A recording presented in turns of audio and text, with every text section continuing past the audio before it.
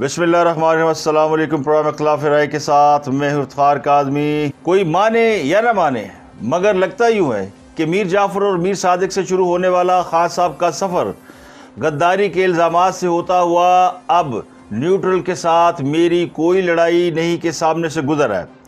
और वो ये फरमाते हैं कि न्यूट्रल को कमज़ोर करना दुश्मन को मजबूत करने के मुतरादिफ है। और मैंने कौन सी रेड लाइन अबूर की है? तो शायर ये कहने की कोशिश कर रहा है कि जनाब माफ़ी दे दो। तो खान साहब की गुफ्तगू से लगता यूँ है कि अब वो इस्टेब्लिशमेंट के साथ सुलह में बहुत ज़्यादा संजीदा है। सुलह की कोशिश तो पहले भी कर रहे थे लेकिन हो नहीं पा रही थी, लेकिन अब उन्होंने एक नई लाइन ली है और ये कि मैंने कौन सी रेड लाइन अबूर की है, यानी इस्टेब्लिशमेंट के साथ ताल्लुकात और उनके हवाले से बयानबाजी या उनके ऊपर इल्ज़ाम तराशी के हवाले से जो रेड लाइन्स मुकर्रर हैं सो कॉल्ड, उनके हवाले से इमरान खान साहब ने दावा किया कि उन्होंने कोई वो रेड लाइन अबूर नहीं की। यानी अब भी वो चाहते ये है कि न्यूट्रल के साथ उनकी सुलह हो जाए। तो खान साहब तो कई जब से इक़्तिदार से बाहर निकले हैं वो कोशिश ये कर रहे हैं कि इस्टेब्लिशमेंट के साथ उनकी सुलह हो जाए। और उसके लिए कभी वो कहते हैं कि मैंने नंबर बंद कर दिए है, और कभी वो कहते थे कि मेरा कोई राब्ता नहीं है, और मैंने लोगों को भी मना कर दिया कि कोई राब्ता ना करें। लेकिन अब वो ये कह रहे हैं कि न्यूट्रल से अगर बात हुई तो फिर उनका मौक़िफ़ होगा कि फ्री एंड फेयर इलेक्शन हो। तो खान साहब वापसी के लिए पर तोल रहे हैं और अपने बयानात से यानी उनका ख्याल ये कि उन्होंने फ़ौज के ख़िलाफ़ जो इल्ज़ाम लगाए, फ़ौज के ऊपर जो इल्ज़ाम लगाए, जो इस्टेब्लिशमेंट को जो वो कहते हैं कि वो साजिश में मुलव्वस हैं, अब उस पर से भी वो यू टर्न ले रहे हैं। यानी ये कहना कि अमेरिका ने साजिश की और पाकिस्तान में उस साजिश को अगर फ़ौज ना चाहती तो वो मुकम्मल ना होती, इससे बड़ी रेड लाइन और क्या हो सकती है। सीधा सीधा खान साहब ने फ़ौज के ऊपर या इस्टेब्लिशमेंट के ऊपर ये इल्ज़ाम आयद किया था कि वो अमेरिका के मुकामी तौर पर सहूलतकार हैं, और अभी भी खान साहब कहते हैं मैंने कौन सी रेड लाइन अबूर की है। तो फिर रेड लाइन क्या होती है? क्या रेड लाइन ये होती है कि आप किसी का नाम लेकर उसको बुरा भला कहे या उसके ऊपर इल्ज़ाम लगाए? तो खान साहब ने सिपा सलार को मीर जाफ़र और मीर सादिक तो कह दिया, इसके अलावा और क्या कहे? तो अब लगता यूँ है कि वो अब अपने बयानात से यू टर्न ले रहे हैं। और इसकी वजह क्या है? इसकी वजह यह है कि हुकूमती एंड से ये खबरें आ रही हैं, हुकूमत के कैंपों से ये खबरें अब बाहर निकल रही हैं कि ईद के बाद खान साहब की खैर नहीं, और खान साहब की भी खैर नहीं, और खान साहब की अहलिया की उससे ज़्यादा खैर नहीं। हुकूमत पहले बुशरा बीबी को गिरफ़्तार करने का प्लान बना रही है और उसके बाद खान साहब को भी गिरफ़्तार किया जा सकता है, लेकिन उसके लिए 17 जुलाई का इंतखाब जो है उसको डेडलाइन करार दिया गया कि 17 जुलाई का इंतखाब जीतने के बाद हुकूमत के पाँव मजबूत होते हैं तो फिर गिरफ़्तारियों का अमल शुरू किया जाए। तो खान साहब को भी ये इल्म हो गया है, उनको अपने जलसों जुलूसों से अंदाज़ा हो गया कि वो 17 जुलाई को जो पंजाब की 20 सीटों पर इलेक्शन हो रहा है उसमें वो कामयाब नहीं होंगे और पंजाब में हुकूमत तब्दील नहीं होगी, हमजा शहबाज रहेगा। और अगर हमजा शहबाज पंजाब में मजबूत है तो फिर फेडरल गवर्नमेंट भी मजबूत रहेगी। खान साहब दावे ये कर रहे हैं कि वो 20 की 20 सीटें जीतेंगे, लेकिन जो उनका लहजा है वो इत्मीनान से खाली नज़र आता है, वो खोखला नज़र आता है। और खान साहब भी इन कंपेनों में जिसमें वो खुद जाते हैं उनको कवरेज मिल जाती है, बाकी कंपेनों को तो कवरेज भी नहीं हो रही। तो पंजाब के अंदर लोगों को बाहर निकालना, और ये ज़्यादातर इलेक्शन जो है ना वो अर्बन मिडिल क्लास इलाकों में नहीं हो रहे, और वो इलाके जहाँ बरादरी और जहाँ पुराना सिस्टम राइज है तो उनमें मुस्लिम लीग नून की पोजीशन खासी मजबूत नज़र आती है।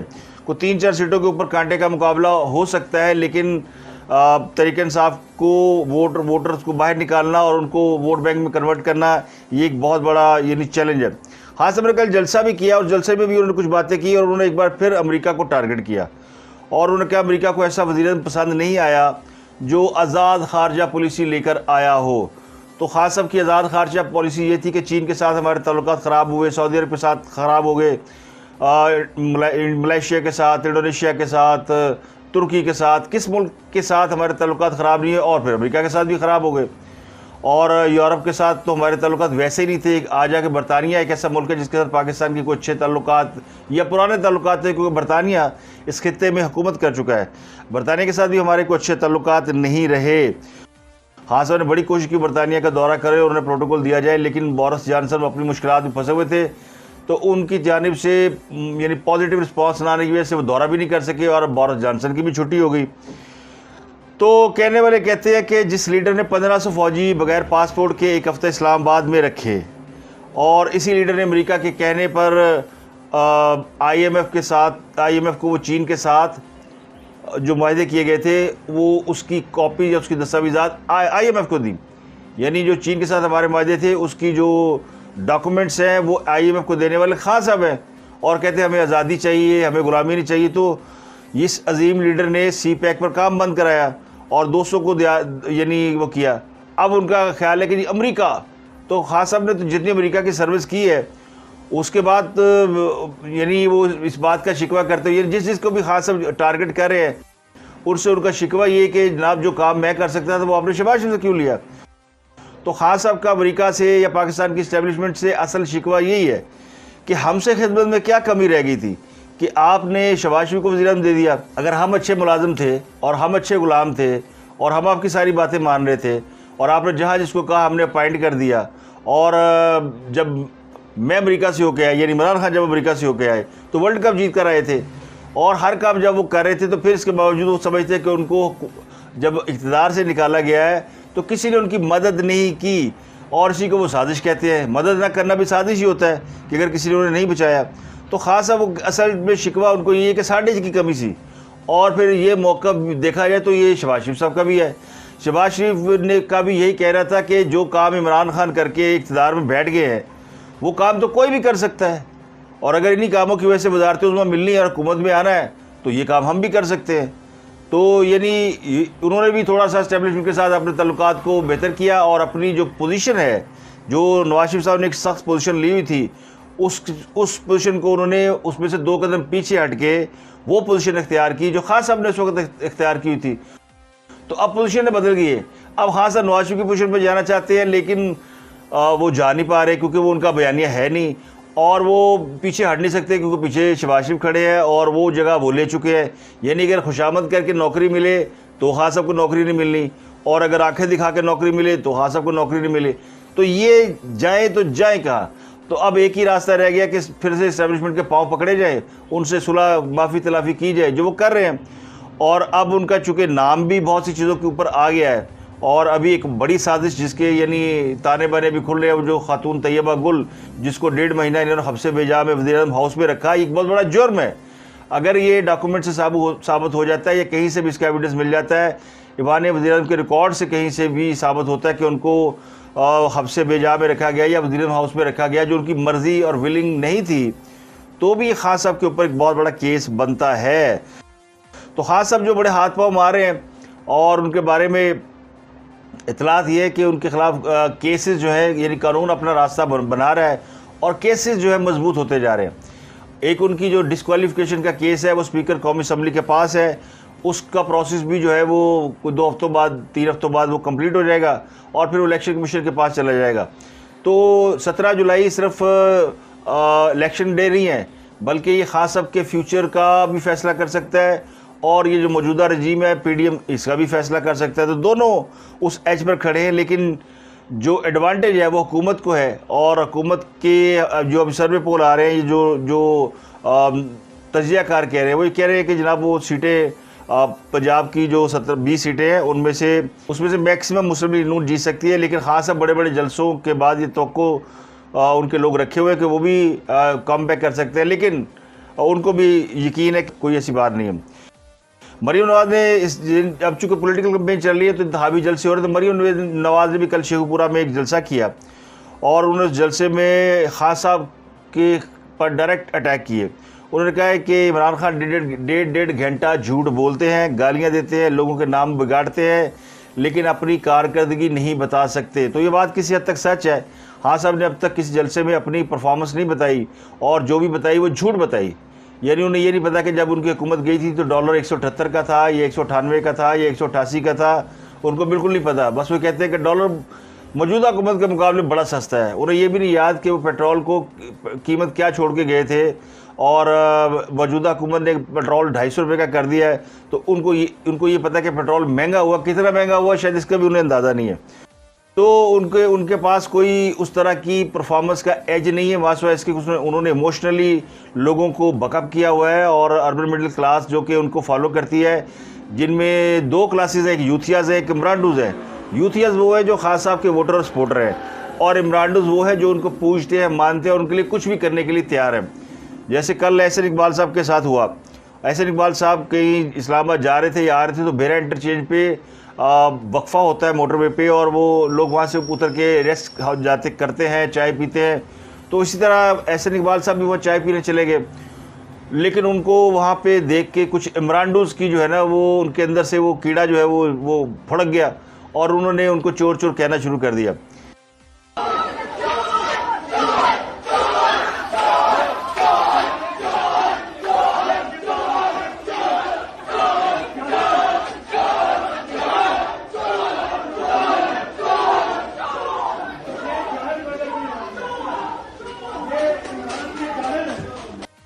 एहसन इकबाल साहब उन चंद लोगों में शामिल हैं जिनको समझ जाता है कि बड़े डिसेंट किस्म के पॉलिटिशियन हैं, जिनका इस किस्म की लान तान की सियासत से कोई ताल्लुक़ नहीं है और ना ही वो किसी के साथ पर्सनलाइज होते हैं।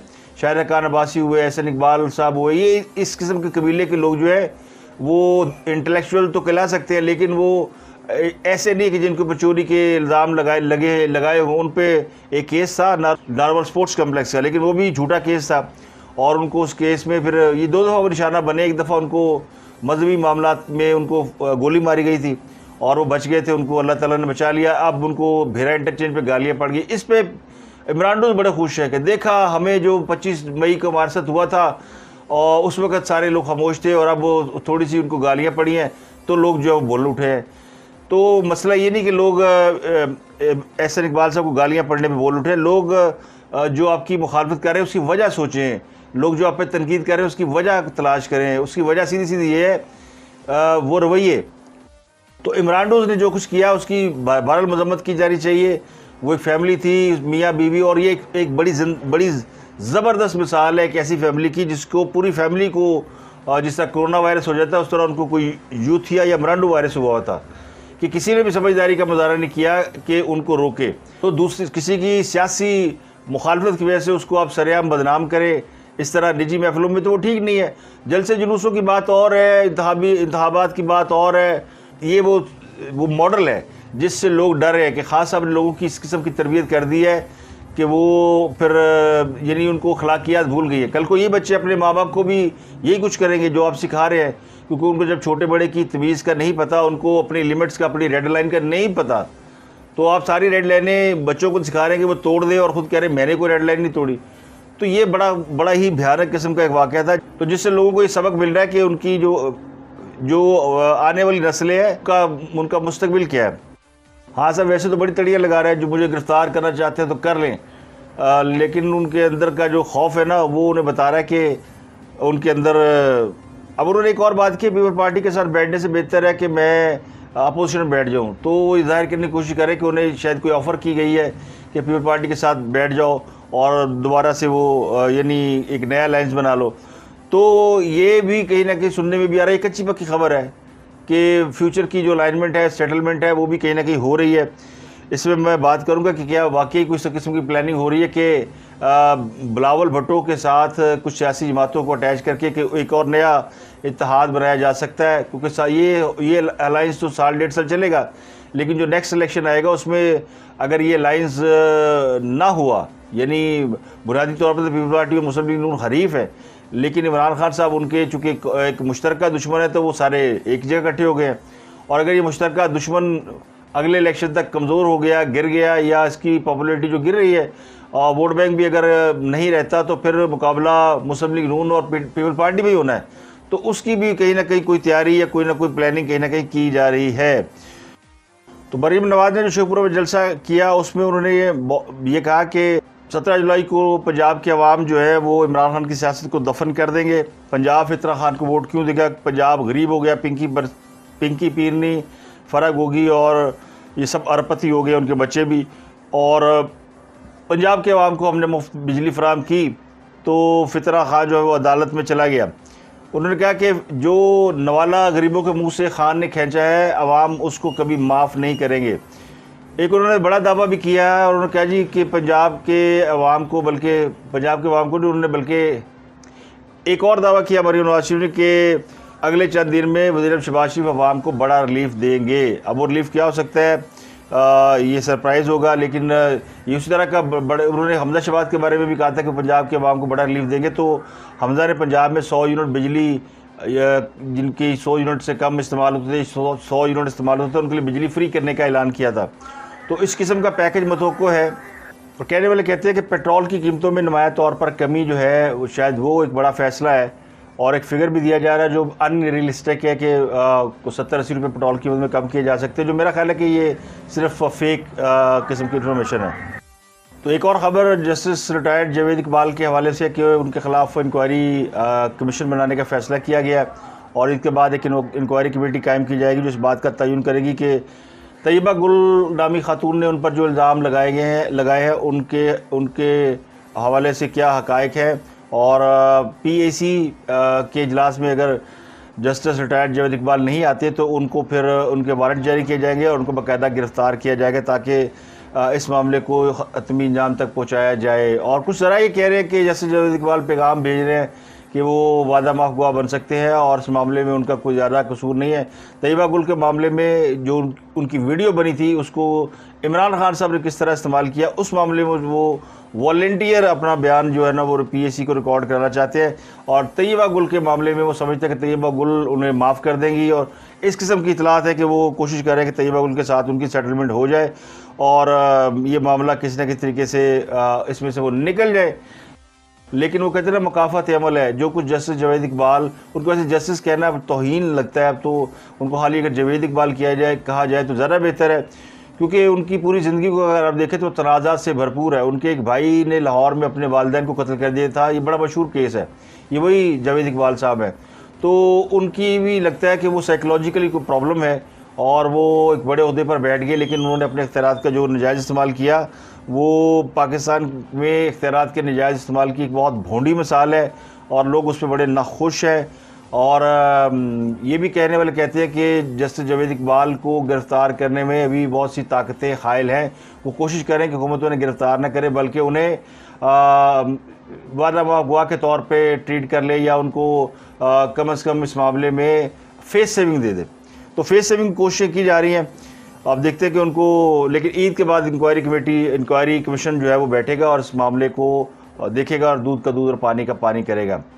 एंकर पर्सन इमरान रियाज के ख़िलाफ़ तमाम मुकदमात खारिज करने के लिए लाहौर हाई कोर्ट में दरख्वास्त दायर कर दी गई है और ये दरख्वास्त उनकी लीगल टीम ने लाहौर हाई कोर्ट में दाखिल की है।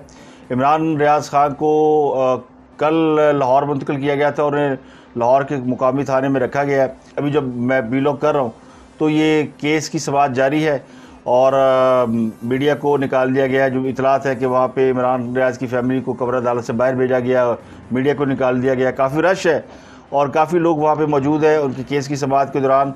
और दरख्वास्त ये दायर की गई कि उनके ख़िलाफ़ पंजाब के मुख्तलिफ़ थानों में तकरीबन 20 थानों में मुकदमात दर्ज हैं, तो वो मुकदमात जो है वो खारिज किए जाएँ।